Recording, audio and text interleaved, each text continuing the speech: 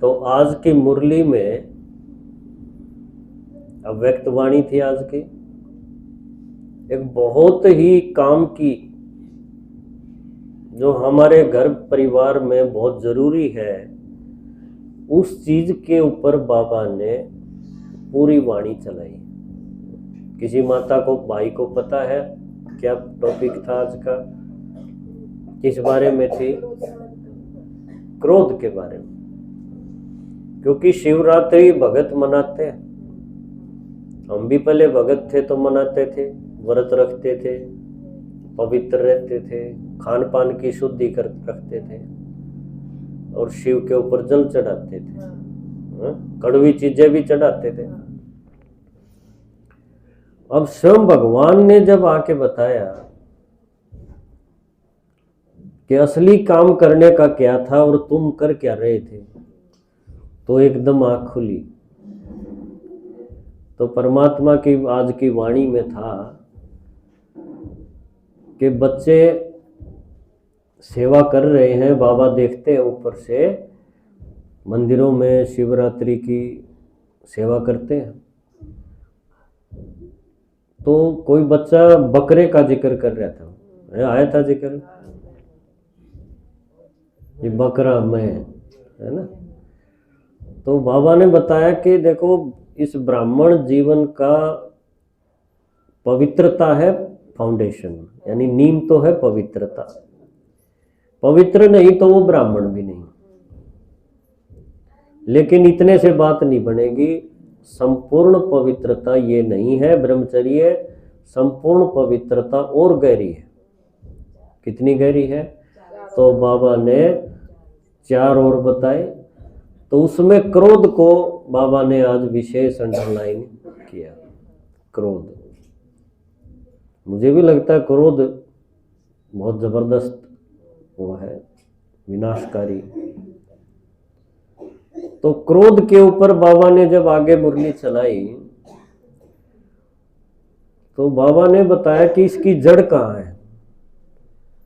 क्योंकि जब तक किसी चीज को हम जड़ से खत्म नहीं करेंगे तो उसके पूरे चांस होते हैं फिर आ जाए, है ना। और जड़ से खत्म कर दी तो कैसे आएगी?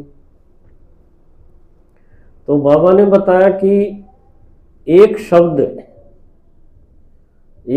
ऐसा है जिसका सही समझ न होने के कारण और ये क्रोध पैदा होता है। कौन सा शब्द बताया था? मैं, है ना, सभी ने सुनी होगी मुरली। तो बाबा ने मैं के ऊपर क्या बताया कि मैं स्वमान भी लाता है, स्वाभिमान भी और अभिमान भी। तो आज की मुरली का जो पॉइंट है, मुझे लगता है कि जिन्होंने जिंदगी में कुछ किया है और दुनिया से हटके किया है, कुछ प्राप्ति की है, उनके लिए ये बहुत जरूरी है मुरली आज की। क्योंकि अभिमान भी उनको ही आएगा जिन्होंने कुछ किया होगा, नहीं, और अपमान भी वही फील करेगा। तो अभिमान और अपमान, ये दोनों चीजें आपस में जुड़ी हुई हैं और ये पैदा होती है मैं से, है ना। मैंपन आ जाए तो बाबा कहता है अभिमान भी आएगा, और जब आपकी कोई नहीं मानेगा, अभिमान वाला चाहता है कि मेरी सब माने, और जब एक ने भी नहीं मानी तो फिर उसको क्या होगा? अपमान होगा। अपमान होगा तो अंदर में आएगा क्रोध, है ना। क्रोध आएगा। हो सकता है उस टाइम शब्दों में ना आए, कर्म में ना आए, लेकिन अंदर में तूफान उसके चलता रहेगा। और फिर हो सकता है एक दिन वो बड़ा रूप ले ले और नाश की तरफ बढ़ जाए। तो हम घर गृहस्थी वाले सारे ही मेरे ख्याल से इस समस्या से तो सभी का पाला पड़ता ही है ना। तो अब बाबा कहता है कैसे बात बढ़े, तुम्हें यहाँ जो ज्ञान मिला है उस ज्ञान में तो इसको मारना है। तो कैसे बात बने? तो मुझे जो बाबा का जीवन से मुझे एक प्रेरणा मिली ब्रह्मा बाबा से। ब्रह्मा बाबा ने जब 60 साल की उम्र में ये पाठशाला खोली, ज्ञान शुरू किया, और माउंट आबू आ गए थे 1950 में। तो कितने भाई बहन आए थे आपको किसी को पता है? रेल में आए थे 350 के आसपास थे। और आपको पता है एक रेल बुक करी थी, है इंटरेस्टिंग बात है ये, मुरली से हट के बता रहा हूँ। पहले तो आए थे कराची से और गुजरात बॉर्डर तक पानी से, पानी के जहाज से, स्टीमर से। उसमें बाबा का 350 बच्चे वो, और जितना भी सामान था, गाड़ी सामान ये वो, आपने देखा होगा मधुबन में कई जगह फोटो लगे हुए, जब दादियाँ छोटी छोटी थी और बिस्तर विस्तर बांध के बक्सा वक्सा। बड़ा इंटरेस्टिंग है कि दुनिया बदलने वाले कैसी तैयारी कर रहे हैं।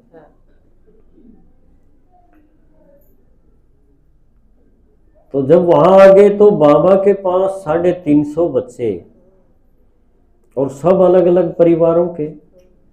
आप घर में 4 बच्चे किसी और के इधर उधर के रख लो और 1 महीना रखो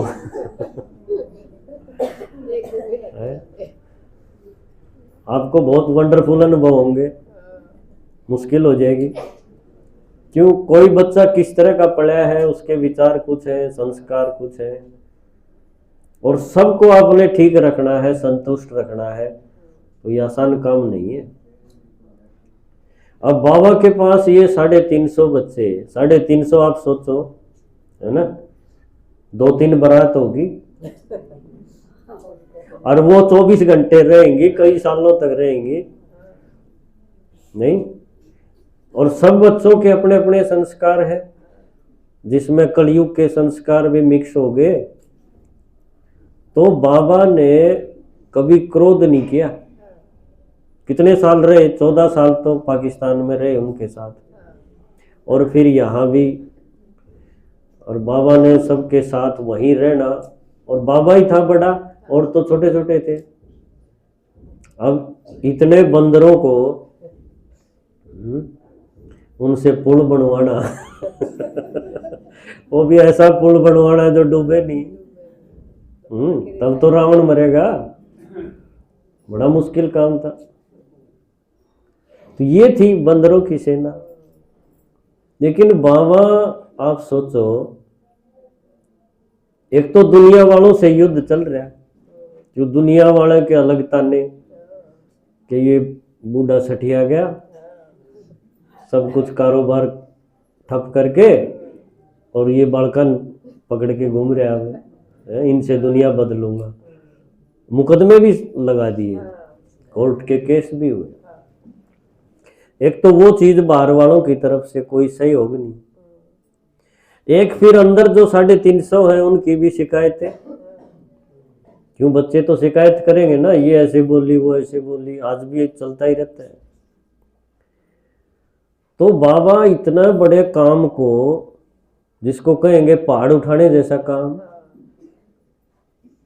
क्योंकि कोई भी परिवर्तन को स्वीकार नहीं करता।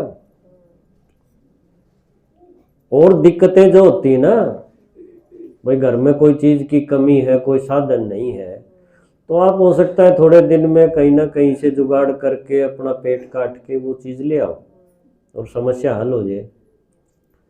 लेकिन आपके घर में जो 3-4 है और वो आपस में एक दूसरे का सहयोग नहीं करते, उनकी नहीं बनती, और उनके बीच में आपको रहना है, और उनको संतुष्ट भी करना है, उनको आगे भी बढ़ाना है, और खुद की अवस्था भी आपकी बहुत बढ़िया रहनी चाहिए, क्रोध वगैरह न आए, ऐसी होनी चाहिए। और ये बड़ा मुश्किल काम है, आप सबको अनुभव है, क्यों गृहस्थी हो। तो मुझे ख्याल आया कि बाबा ये जो क्रोध के ऊपर आज वाणी चला रखी है, तो बाबा कहता है मेरी जो जीवन कहानी है उस जीवन कहानी से कुछ सीखो, उसको पढ़ो, है ना। क्योंकि जो भी समस्याएं हैं आज हमारे सामने है तो पहले बाबा के पास आई है, और हमारे पास तो छोटी सी आई है 1-2 बच्चों की, बाबा के पास 350 बच्चों की, और दुनियादारी की अलग से, और शरीर भी बूढ़ा, उसकी खांसी है, जुकाम है और कोई प्रॉब्लम है, ये भी थी। 60 साल के बाद तो आदमी, आप सोचो, लेकिन उसने काम उठा लिया पहाड़ जैसा, दुनिया बदलनी है ना। नशा 7वें आसमान पे, और बाबा को एक दिन भी कभी मुरझाए हुए नहीं देखे। बल्कि दादी बोलती है, क्लास में मैंने सुना था कि बाबा अपने कमरे में नाच रहे थे, आप सोचो, ऐसे करके नाचता है बाबा। वो कहीं झाँक के देख रही होंगी खिड़की से, कोई खुली रहेगी, और बूढ़ा आदमी नाच रहा हो और मुकदमे चल रहे हो है ना, गजब की बात। अब जिसको निश्चय नहीं है ना, वो इस कहानी को एक बार ढंग से सुन ले।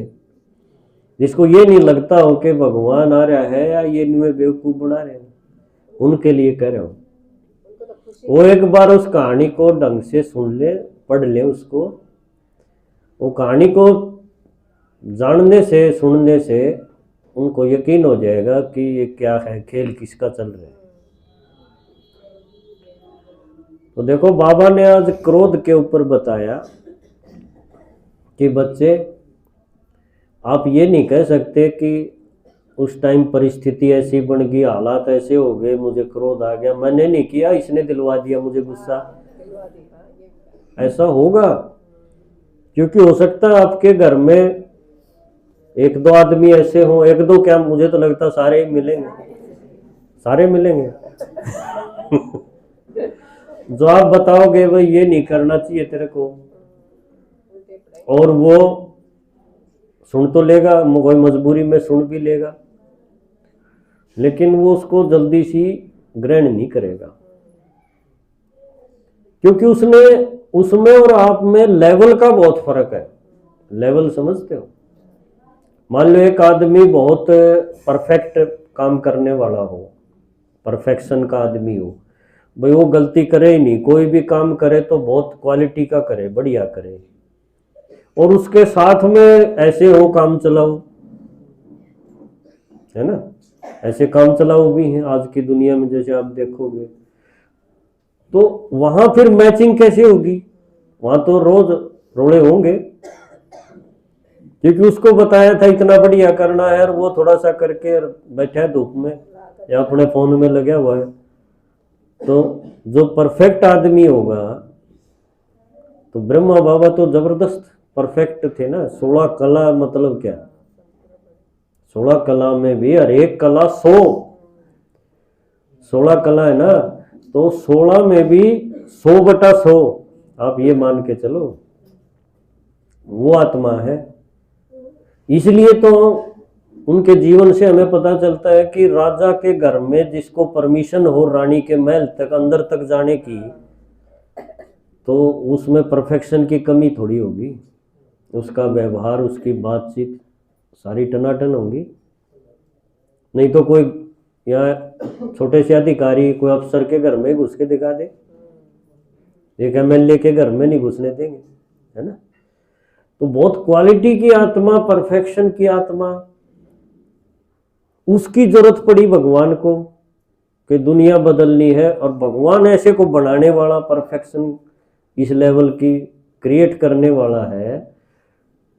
तो ब्रह्मा बाबा जिनके साथ में 350 बच्चों के साथ में दुनिया बदलने के लिए जो शुरू हुए, तो आप सोचो लेवल का बहुत फर्क था। एक तो उम्र के हिसाब से भी लेवल का फर्क था, क्यों वो मैच्योर आदमी 60 साल के, और ये कोई 12 साल की है, कोई 15 साल की है, ये वैसे भी बच्चे हैं।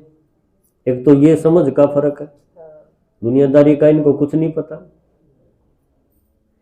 दूसरा, इसमें कोई त्रेता युग की आत्मा है, कोई सतयुग के बाद वाली है, कोई प्रजा भी है ना। वो सोच का फर्क भी, संस्कारों का फर्क भी। फिर भी बाबा ने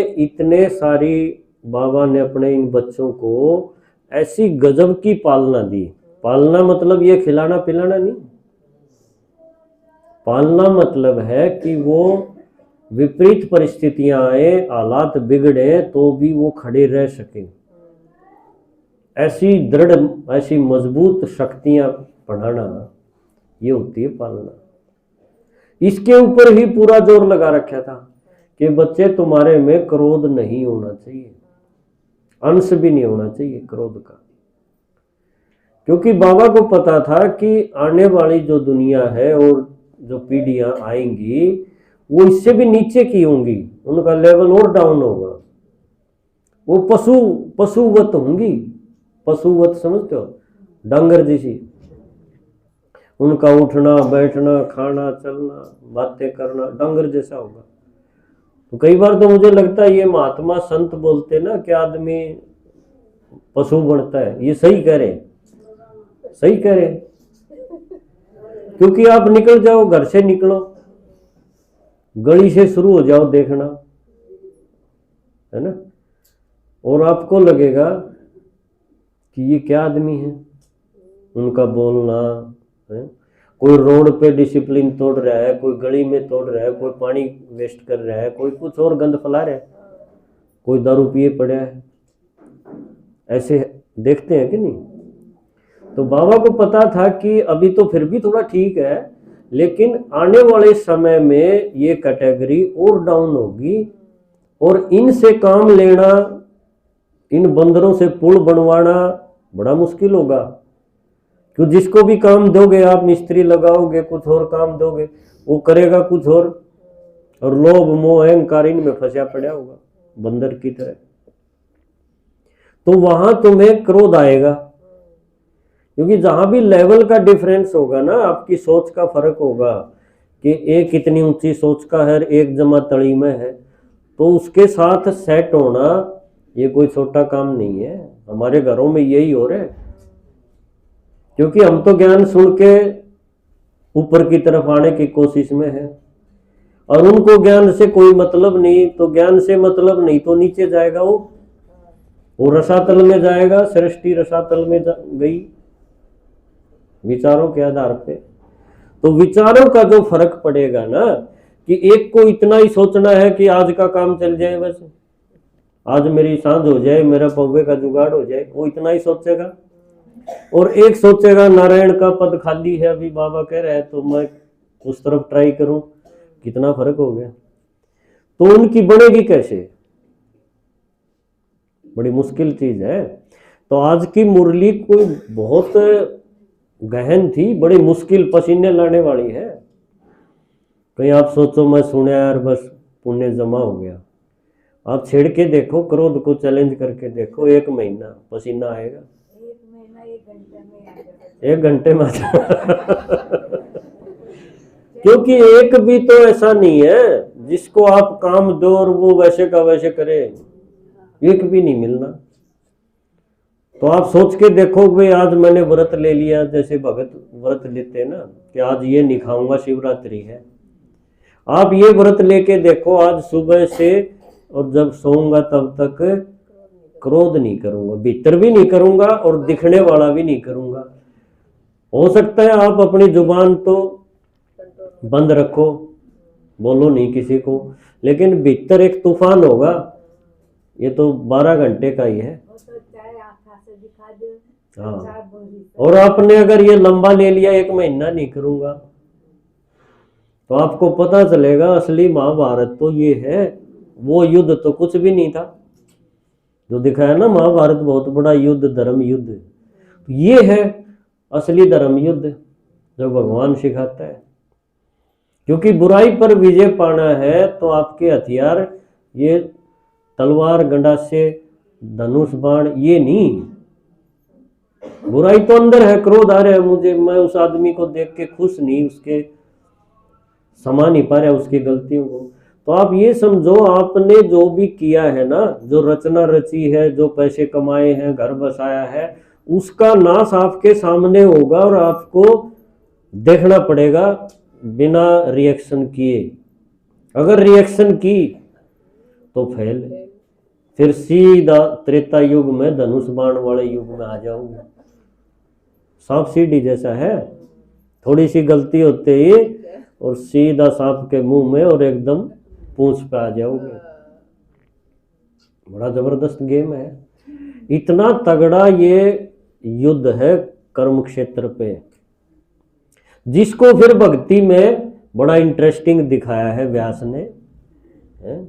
एक एक पात्र वहां से भी गजब का उठाया और पांडवों का भी गजब का उठाया, और तब वो महाभारत इंटरेस्टिंग बना। असल ये यहाँ अभी हम कर रहे हैं बाबा के बच्चे, वो असल नहीं है लेकिन वो नकल भी गजब की है।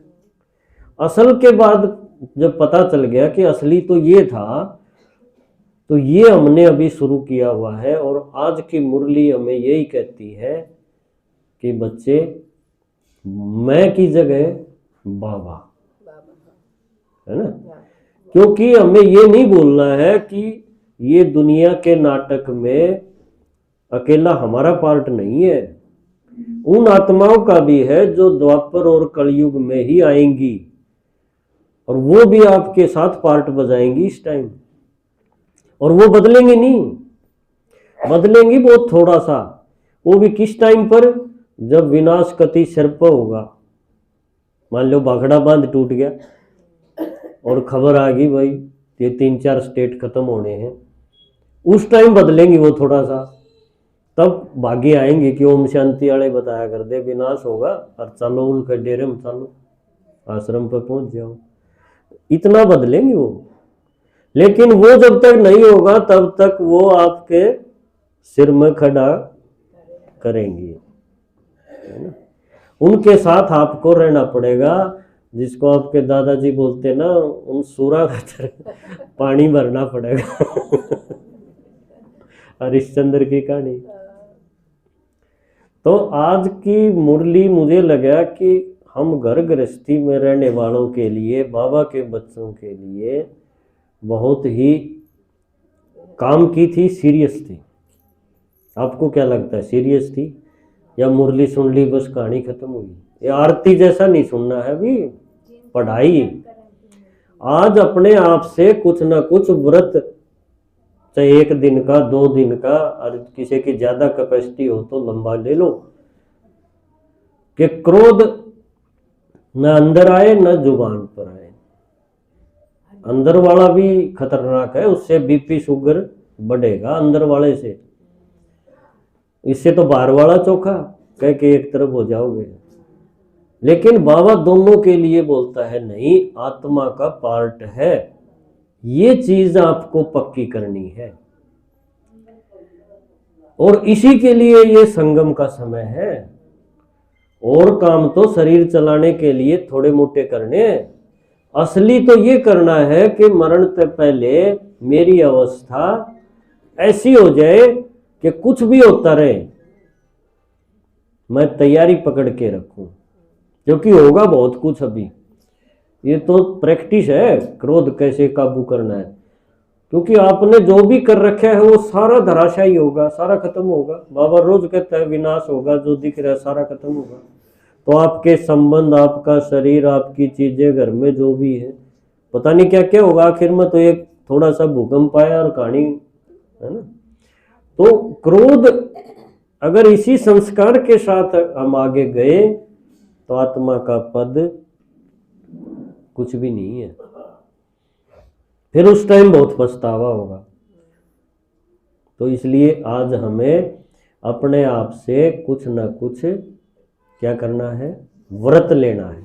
भक्ति में व्रत लेते हैं ना, शिवरात्रि, खान पान की शुद्धि का भी, इसके ऊपर भी बाबा ने बताया कि कई बार कहते हैं तो मशीन में बनाया है बिस्किट, तो मशीन में बनाया, ब्रेड बनाया है मशीन में, खा लो। ये सब चलाने वाली बातें हैं। नारायण पद की आत्माएं वाइब्रेशंस देखती, वाइब्रेशन कैसे हैं, है ना। तो मुरली तो बहुत गजब की थी। हमारे पास टाइम तो 1 घंटा और मिले तो भी हम लगे रहे, लेकिन असली बात है आज मैं इस मुरली से अपने अंदर क्या उतारूं, क्योंकि रोज रोज हमें उतारना है, आरती जैसा नहीं बस गा दिया और भगवान खुश हो। भगवान खुश ऐसे नहीं होने वाला। भगवान खुश होगा जब उसके बच्चे क्रोध पर विजयी बनेंगे, है ना। क्रोध पर विजयी बनना आज के टाइम में कोई छोटा काम नहीं है। जो कोई करके दिखाएगा तो बाबा कहता है उसकी मूर्ति तो बनेगी, संतोषी माता की मूर्ति बनेगी, है ना। बनी ना संतोषी माता की मूर्ति, ठीक है। ओम शांति।